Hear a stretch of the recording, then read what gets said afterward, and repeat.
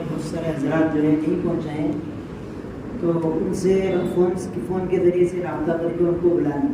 بہت ہی اہم مجلس ہے، بہت ہی قیمتی مجلس ہے. ہاں، بہت ساری ذمہ داریاں جو ہے یہاں پر تقسیم کی جائے گی. اس لیے جو بھی ساتھی نہیں آئے ہیں، ہمارے رابطے والے ہیں، ان کو جو ہے فون کر کے بلانا. اللہ تعالیٰ سے دعا کریں کہ اللہ تعالیٰ جو ہے ہمارے اس آج کی قیمتی مجلس کو قبول فرمائے. الحمدللہ رب العالمین والعاقبۃ للمتقین والصلاة والسلام علی سید الانبیاء والمرسلین وعلی آلہ واصحابہ واتباعہ اجمعین. اما بعد فقد قال اللہ تبارک وتعالی فی کلامہ المجید والفرقان الحمید اذ قال لبنیہ ما تعبدون من بعدی قالوا نعبد إلهك وإله آبائك إبراهيم عليه الصلاة والسلام. صدق الله العلي العظيم وصدق رسوله النبي الكريم ونحن على ذلك لمن الشاهدين والشاكرين والحمد لله رب العالمين.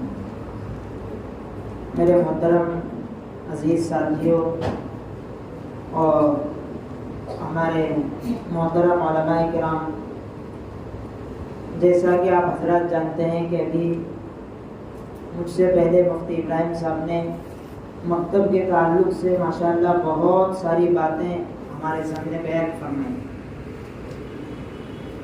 عزیز ساتھیوں، یہ بات جان لینا ضروری ہے کہ ہمارے ملک میں تعلیم کو فروغ دینے میں اور اسے پھیلانے میں بہت سارے ذرائع ہیں. تعلیم کو پھیلانے کے بہت سارے ذرائع ہیں، لیکن ان میں سب سے اہم ترین ذریعہ جو ہے یہ مکاتب دینیہ ہے. ہماری تھوڑا آگے ہٹ کے بیٹھے ساتھ ہیں، آگے آؤ ساتھی، آگے آؤ. درود شریف میں محترم عزیز ساتھیوں، ہماری آنے والی نئی نسلوں کے لیے ان کی تعلیم اور ان کی تربیت کے لیے گاؤں میں، دیہاتوں میں، شہروں میں مکاتب کے ساتھ پرائمری اسکولوں کا جال بھی بچھا ہوا ہے. کیونکہ ہر شخص یہ بات جانتا ہے، ہر شخص کو یہ بات معلوم ہے کہ اب کے دور میں تعلیم ہی ترقی کرنے کا ذریعہ ہے. ہر شخص کو یہ بات معلوم ہے کہ تعلیم ہی عزت حاصل کرنے کا ذریعہ ہے، تعلیم ہی خوشحال زندگی بسر کرنے کا ذریعہ ہے. اس لیے تعلیم کے بغیر کسی بھی قوم کی ترقی، کسی بھی قوم کو عزت ملنا یہ ناممکن ہے. تو الغرض یہ مکاتب دینیہ یہ اسلام کے بقا کا ذریعہ ہے، دین و ایمان کی حفاظت کا ذریعہ ہے، ایک دینی گہوارہ ہے، ایک بنیادی درسگاہ ہے یہ مکاتب. عزیز ساتھیوں، میں اور آپ جانتے ہیں کہ آج کل ہمارے ملک کے حالات اتنے خراب ہیں کہ ہم دیکھ بھی رہے ہیں، ہم سن بھی رہے ہیں، نیوز کے ذریعے سے، میڈیا کے ذریعے سے، اخبارات کے ذریعے سے، اشتہارات کے ذریعے سے ہم سن رہے ہیں کہ نئی تعلیمی پالیسی کے نام پر خفیہ تحریکیں چلائی جا رہی ہیں، خفیہ سازشیں جو ہے وہ بنائی جا رہی ہیں، خفیہ تدبیریں کی جا رہی ہیں، جو کہ بالکل اسلام کی تعلیمات کے بالکل برخلاف ہے. اس تعلیمی پالیسی کے اندر بچے کے ایمان کا اور اس کے دین کا خطرہ ہے. اس کا دین محفوظ نہیں رہ سکتا، اس کا ایمان باقی نہیں رہ سکتا.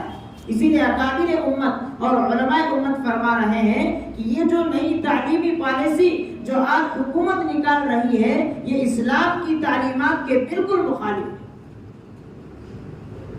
اب اس کا واحد علاج یہ ہے کہ منظم طریقے پر مکاتب دینیہ کا قیام، اور جہاں پر مکاتب چل رہے ہیں، جہاں پر مکاتب قائم ہیں، ان کو اور منظم اور مستحکم اور مضبوط بنانے کی ضرورت ہے۔ آج ضرورت اس بات کی ہے کہ ہم اپنے بچوں کو ان مکاتب کی طرف متوجہ کریں تاکہ ان کے اندر ایک دینی ماحول پیدا ہو۔ ہمارے ساتھی ہیں مفتی عبداللہ بول کے گجرات کے، انہوں نے جو ہے ایک بہت ہی زبردست بات بتائی۔ انہوں نے کہا کہ آج کل مکاتب کے نظام کو اگر مضبوط کیا جائے، کیا کہا؟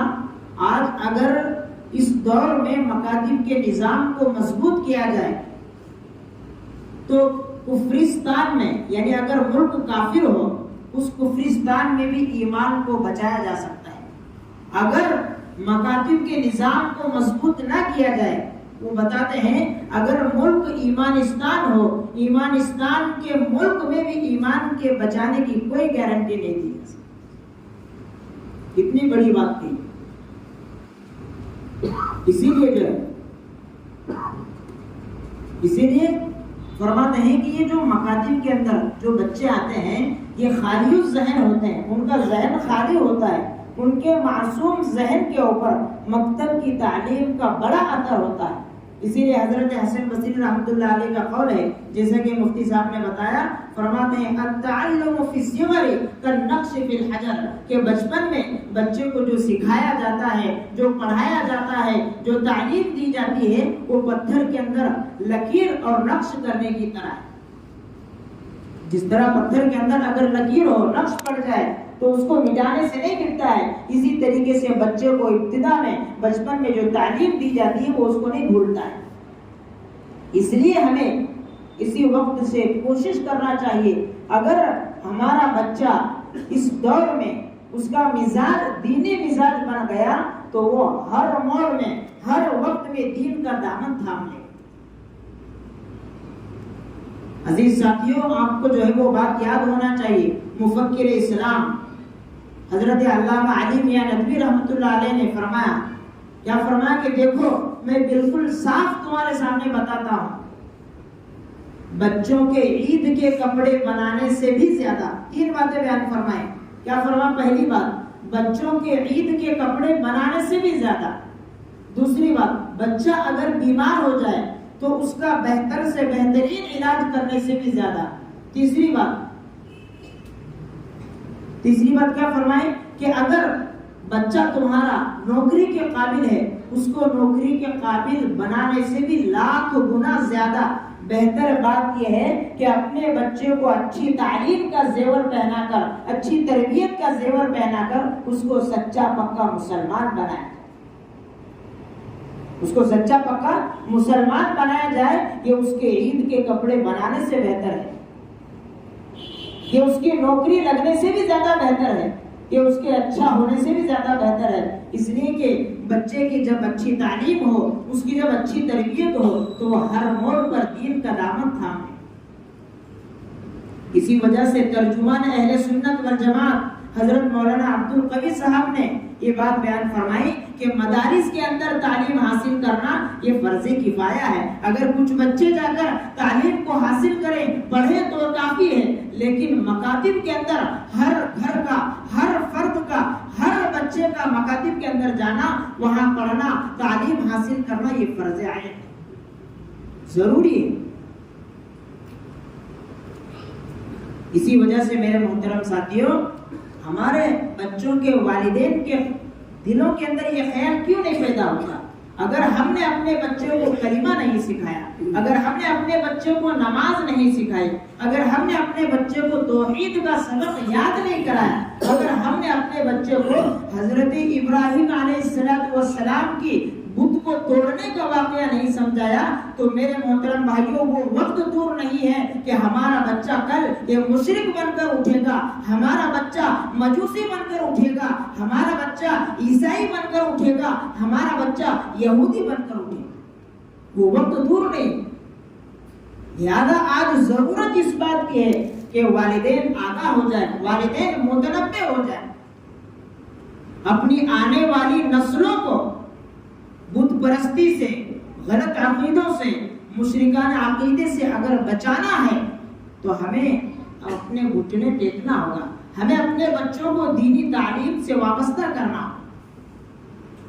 ان کو مکاتب کے اندر داخل کرانا۔ میرے محترم ساتھیوں، ہم ان مکاتب کو، مدارس کو معمولی نہ سمجھے۔ علماء فرماتے ہیں کہ یہ مکاتب جو ہے یہ ایک ریڑھ کی ہڈی کی طرح ہے۔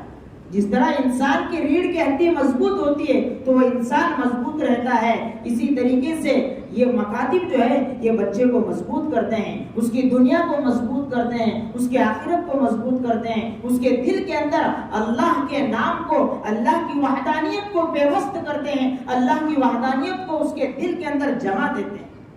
یہ مکاتب سانس کا حکم رکھتے ہیں۔ اگر میری اور آپ کی سانس چل رہی ہے تو ہم زندہ ہیں، اگر سانس نہیں چل رہی تو ہم جو ہے مردہ ہیں۔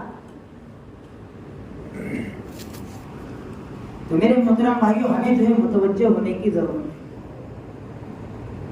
گجرات کے اندر جو ہے بہت قدیم زمانے سے مکاتب کا نظام چل رہا ہے۔ گاؤں گاؤں میں جو ہے مکاتب منظم طریقے پر چل رہے ہیں، حتیٰ کہ وہاں پر بچہ جو ہے دنیاوی تعلیم کے ساتھ اس کو مکتب کی تعلیم کے اندر جانا بہت ضروری سمجھا جاتا ہے۔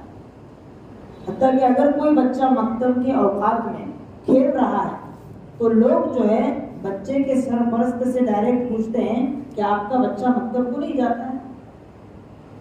تو بچے کا سرپرست جو ہے وہ شرمسار ہو کر بچے کو مکتب بھیجنے میں مجبور ہو جاتا ہے۔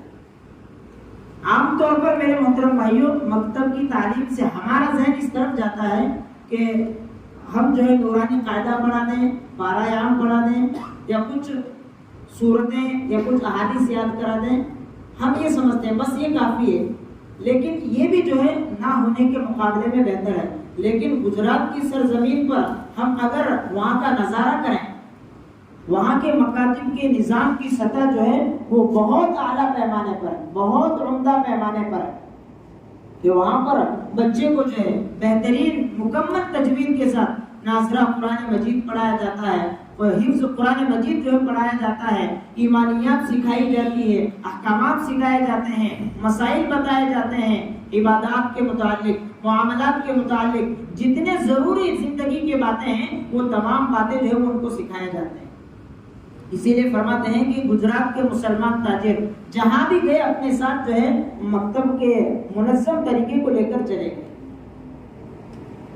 اسی طریقے سے برطانیہ کے اندر جو ہے وہاں کی حکومت کا یہ نصاب ہے کہ 16 سال تک جو ہے سرکاری نصاب کو حاصل کرنا بچے کے اوپر ضروری ہے، اور اسی کے اندر جو ہے مکتب کی تعلیم ہے۔ علماء فرماتے ہیں کہ 16 سال کے اندر جو ہے بچہ آدھا مولوی بن جاتا ہے۔ تو یہ سب باتیں ہیں، ہمیں ان حالات میں کیا کرنا ہے؟ ہمیں ان حالات میں یہ ضروری ہے کہ ہماری جو آنے والی نسلیں ہیں، ہماری جو اگلی آنے والی نسل ہے، اس نسل کو ہم دین سے وابستہ رکھنے کے لیے کون سا طریقہ ہے اس کے اوپر ہم نے غور کرنا ہے، اور ایسا راستہ اختیار کرنا ہے کہ جس میں ہمارے بچے دنیاوی تعلیم میں بھی آگے ہوں، اور دنیاوی اخروی تعلیم سے بھی جو ہے ہمارے بچے پہچانے جاتے ہیں۔ تو اس کے لیے ہمیں کیا کرنا ہے؟ تو اس کے لیے ہمیں سب سے بہتر اور سب سے مفید طریقہ جو ہے وہ مکاتب کا نظام کرنا ہے، مکاتب کو منظم کرنا ہے۔ اور یہ مکاتب صرف رسمی انداز کے نہ ہو، بلکہ مکاتب کے اندر جو ہے ناظرہ ہو یا حفظ ہو، مکمل تجوید کے ساتھ بچے کو قرآن پڑھانا ہے۔ اس کے بعد ایمانیات ہے، احکامات ہیں، عبادات کے متعلق، معاملات کے متعلق، زندگی کے جتنی ضرورت کی چیزیں ہیں وہ تمام چیزیں سکھانی ہے۔ اسی طریقے سے رسول اللہ صلی اللہ علیہ وسلم کی سیرت ہے، اسی طریقے سے انبیاء کی سیرت ہے، تاریخ ہند ہے، یہ تمام مضامین کو باضابطہ طریقے پر اگر ہم بچے کو سکھائیں گے تو وہ بچے کے اندر جو ہے دین سے وابستگی پیدا ہو۔ اور اردو کا ایک حصہ بھی جو ہے ہمیں اس کے اندر شامل کرنا ہے، تو بچہ جو ہے وہ دین سے وابستہ ہوگا، وہ ہر موڑ پر بچہ دین کا دامن تھام لے۔ عزیز ساتھیوں، ہمیں وہ بات نہیں بھولنا چاہیے جو حضرت یعقوب علیہ السلام نے اپنی اولاد سے کہا تھا۔ حضرت یعقوب علیہ السلام کے 12 بیٹے ہیں، حضرت یعقوب علیہ السلام کی وفات کا وقت ہے، حضرت یعقوب علیہ السلام اپنے بچوں کو بلاتے ہیں، دیکھیے ہمیں سوچنے کی ضرورت ہے، پورا خاندان جو ہے وہ نبوت کے نور سے منور ہے. حضرت یعقوب علیہ السلام بھی نبی ہے، ان کے والد بھی نبی ہے، ان کے بچے بھی نبی ہیں. نبوت کا گھرانہ جو ہے وہ نبوت کے نور سے منور ہے. اس کے باوجود حضرت یعقوب علیہ السلام کو ان کی وفات کے وقت کیا فکر ہے؟ دیکھیے حضرت یعقوب علیہ السلام اپنے اولاد سے پوچھتے ہیں ما تعبدون من بعدی، میرے بعد تم کس کی عبادت کرو گے؟ میرے بعد تم دین پر کس دین پر قائم رہو گے؟ سوچنے کی ضرورت ہے، ہمیں اپنے گریبان میں جھانکنے کی ضرورت ہے. حضرت یعقوب علیہ السلام نے جو سوال اپنے وفات کے وقت اپنی اولاد سے کیا تھا، کیا ہم نے یہ سوال اپنے بچوں سے کیا؟ سوچنے کی ضرورت ہے. پورا گھرانہ جو ہے وہ نبوت کے نور سے منور ہے، پورا گھرانہ دیندار کا ہے. اس کے باوجود حضرت یعقوب علیہ السلام کو اپنی اولاد کی فکر ہے کہ میرے بعد تم کس کی عبادت کرو. تو عزیز ساتھی، اس سے پتہ چلتا ہے کہ ہمیں اپنے بچوں کی بہت فکر کرنے کی ضرورت ہے. دنیاوی تعلیم کے ساتھ ساتھ اخروی تعلیم کی بھی فکر کرنے کی ضرورت ہے. ایک بات ہے، ہمارے ایک بہت بڑے بزرگ گزرے ہیں حضرت مولانا سید اسعد مدنی رحمۃ اللہ علیہ. ایک مرتبہ جو ایک سفر میں تھے، غالباً آپ نے واقعہ سنا ہوگا. ایک سفر میں تھے تو یہ جا رہے تھے راستے سے، تو دیکھا کہ ایک اسکول کے بچے جو ہے چھٹی ہو کر ایک لائن میں قطار سے بچے چڑھ رہے تھے. تو ایک بچہ جو ہے لائن سے ہٹ کر ایک پتھر جو ہے بیچ راستے میں پڑا ہوا تھا. اس بچے نے جو ہے اس پتھر کو اٹھا کر سائڈ پر رکھ دیا. ہمارے بزرگ حضرت مولانا سید اسعد مدنی رحمۃ اللہ علیہ کی یہ بات جو ہے بہت پسند آئی. انہوں نے گاڑی روک کر اس بچے کو پوچھا کہ تمہارا نام کیا ہے؟ تو اس نے اسلامی نام ہی بتایا، اپنا نام اور اپنے والد کا نام اسلامی نام ہی بتایا. اس بچے سے پوچھا کہ یہ جو تم نے پتھر کو اٹھایا یہ تمہیں کس نے سکھایا؟ تو اس نے کہا، سنیے اس نے جو جواب دیا، حضرت فرماتے ہیں کہ اس کے جواب کو سن کر میرے بدن کے رونگٹے کھڑے ہو گئے. اس بچے نے جواب دیا کہ یہ ہمارے خدا حضرت عیسیٰ علیہ السلام کا حکم ہے. بچے نے کیا کہا کہ یہ ہمارے خدا حضرت عیسیٰ علیہ السلام کا حکم ہے. حضرت نے اس سے پوچھا کہ یہ عیسیٰ علیہ السلام یہ تمہارے خدا ہے، یہ تم کو کس نے سکھایا؟ اس نے کہا کہ مجھے اسکول کے اندر ہمارے ٹیچر نے بتایا کہ عیسیٰ علیہ السلام ہمارے خدا ہے. تو میرے محترم بھائیوں، اسکولوں کے اندر اگر ایسی تعلیم ہوگی تو وہ بچہ نوجوان ہو کر کہاں سے اسلامی تعلیم کو حاصل کرے؟ تو کہنے کا مطلب یہ ہے کہ ہمیں دنیاوی تعلیم حاصل کرنا منع نہیں ہے، لیکن ہمیں دنیاوی تعلیم کے ساتھ دین کی تعلیم بھی حاصل کرنا ہے. کیونکہ ہمیں اچھے ڈاکٹروں کی بھی ضرورت ہے، ہمیں اچھے انجینئروں کی بھی ضرورت ہے، ہمیں اچھے لائروں اور وکیلوں کی ضرورت ہے. لیکن اس کے ساتھ ہم جو ہے اپنے بچوں کو اسکول کے بھیجنے کے ساتھ ساتھ جو ہے ان کو مکاتب کے اندر بھیجیں. ابتدا کریں مکاتب سے، اللہ والوں کی صحبت میں رکھیں، ان کو جو ہے دین کی تعلیم سے آراستہ کریں. جہاں بھی ہمارے بچے جائیں وہ ایمان کو نہ کھوئیں بلکہ جو ہے وہ ایمان کو بچا کر لائیں. تو میرے محترم بھائیوں، ہمارا مکتب جو ہے یہ منظم کیسے ہوگا؟ تو ایک لفظ آتا ہے نظام.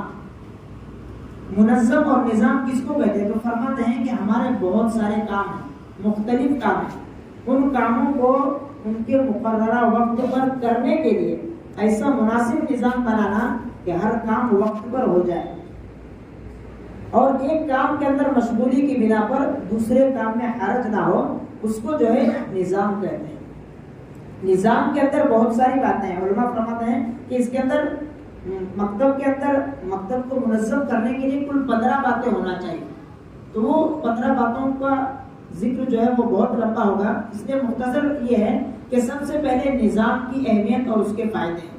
اس کے بعد جو ہے مکتب کی جگہ کہاں ہو، مکتب کیسے شروع کیا جائے، اور معلم کا انتخاب ہے، داخلے کا نظام ہے، امتحانات ہیں، تعلیمی ماحول ہے، مکتب کا وقت کیسا ہے، کتنا رکھنا چاہیے، یہ تمام باتیں جو اس کے اندر ہے. دیکھو اللہ تعالیٰ نے ہر کام کو، کائنات کے ہر کام کو ایک نظام کے ساتھ ترتیب دیا ہے. جیسے سورج جو ہے ایک مقررہ وقت پر نکلتا ہے اور ایک مقررہ وقت پر ڈوبتا ہے، یہ سالہ سال سے اللہ تعالیٰ یہ نظام چلا رہا ہے. اسی طریقے سے چاند جو ہے یہ اس کا گھٹنا اور بڑھنا، ابتدائی تاریخوں میں چاند جو ہے وہ چھوٹا ہوتا ہے، لیکن جیسے تاریخ بڑھتی ہے چاند جو ہے وہ بڑا ہونا شروع ہوتا ہے۔ یہ بھی سالہ سال سے اللہ تعالیٰ نظام چلا رہے ہیں۔ دن کے اجالے کے بعد رات کا اندھیرا آنا، رات کے اندھیرے کے بعد دن کا اجالا آنا، یہ اللہ کے ایک منظم نظام سے چل رہا ہے۔ اس میں جو انسانوں کو راحت حاصل ہوتی ہے، اس سے پتہ چلتا ہے کہ جس کام کا وقت متعین ہو، جس کام کا نظام ہو، اس کام کے اندر بہت سارے فائدے حاصل ہوتے ہیں اور اس کام کے اندر انسانوں کو ترقی حاصل ہوتی ہے۔ لہذا اس سے معلوم ہوتا ہے کہ مکاتب کے اندر بھی اگر یہ منظم طریقہ پیدا کریں، مکاتب کے اندر اگر بہترین نظام بنائیں تو بہت سارے فائدے حاصل ہوں گے۔ اس میں ایک فائدہ تو ہمیں یہ حاصل ہوگا کہ بہت سارا وقت اس کے اندر ہمارا نہیں لگے گا، کم وقت میں جو ہے وہ بہت سارا کام، اس کے بعد جو ہے بہترین نتائج حاصل ہوں گے، بچوں کی اچھی تربیت ہوگی، بچے جو ہے وہ بہترین انداز میں قرآن شریف کی تلاوت کرنے والے بنے، دین کے داعی اور دین کی فکر کرنے والے بچے پیدا ہوں۔ خلاصہ یہ آخری بات یہ ہے کہ ہم وقت کی نزاکت کو سمجھتے ہوئے ہم یہاں سے اٹھنے سے پہلے یہ عزم کریں، یہ ارادہ کریں کہ جہاں پر مکاتب کا نظام نہیں ہے وہاں ہم فوراً مکاتب کی ابتدا کریں، اور جہاں پر مکاتب کا قیام ہے، جہاں مکاتب چل رہے ہیں، ان کو پہلے سے بہتر منظم اور مستحکم بنانے کی فکر کریں۔ انہی باتوں پر میں اپنی بات کو ختم کرتا ہوں۔ اللہ تعالیٰ سے دعا ہے کہ اللہ تعالیٰ ان باتوں پر آپ کو عمل کی توفیق